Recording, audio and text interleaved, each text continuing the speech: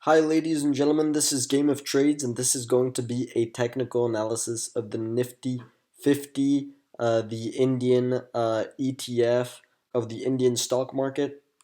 So I'm going to cover the first the monthly chart and then the weekly chart. This is going to be a longer term analysis of the Nifty. For you Indian subscribers, I noticed there was a lot of Indian subscribers on my channel. So welcome to the channel, and I hope you guys enjoy the video. So let's jump into the monthly chart and take a look at the trend lines that we see. There's a primary uptrend line that dates back to 2008 right here, and 2008 lows, and it's still being respected. We haven't touched it since back in 2016. So, it would only be a healthy scenario if we have a retest of this trend line to confirm that the Indian bull market is still in play. So that's the first thing I see on this chart is, a potential retest of this primary uptrend line. Now, another thing I do see is the MACD crossovers. So you can see the MACD is a momentum indicator in technical analysis, and it indicates which way the momentum is going. Very simply, if it's pointing up, the momentum is up. If it's pointing down, the momentum is down, and that is confirmed by a crossover. If the blue line is above the red one, we're going up. If the red one is above the blue one, then we are effectively going down. Obviously, there are whipsaw signals here and there, but generally it does paint a pretty accurate picture in the long term.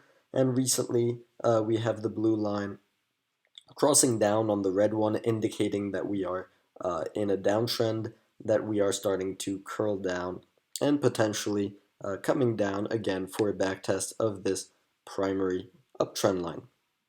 The second thing I do see on this chart is the RSI is building some divergence. This is the monthly chart. So when you do have divergence on a monthly chart, you can take a look at the US stock market. It happens every so often, but when you do have that, it does indicate and predict some pretty big corrections coming following this divergence. Obviously, this can take a while, and you have to be patient with them, but they do eventually play out, and you rarely get whipsaw signals with RSI divergence. So that's one thing to note. I don't see many RSI divergence on this chart to give you guys examples, but if you just take a look on the S&P 500, take a look at the RSI on the monthly, you'll see multiple examples of this. And they are all followed by huge corrections or bear markets or stock market crashes. So that's about it for the monthly chart. So let's jump into the weekly. So here, obviously, we have the two all-time highs that were made in 2018 and 2019, and they made some MACD divergence. You can see this is a higher high on the price, and the MACD is making a lower high. Again, this is just an indication that momentum is slowing down and that we are due for a reversal. Whatever the kind, this usually does end up in a significant reversal or a significant consolidation for a long time. So either this means that the Nifty will be going into a small bear market or a big bear market, or that there will be some sideways action for the next few months. Seeing the chart, it doesn't look like the Indian stock market has much sideways action. It's usually either up or down. So in my opinion, I think, again, I'll say this again and again, I think that we are coming down for a retest of this primary uptrend line. That would be my best guess, and that would be the most healthy scenario for the Indian stock market. You can see the last time that we had such divergence was in 2015, and it led to a nice drop here from high to low.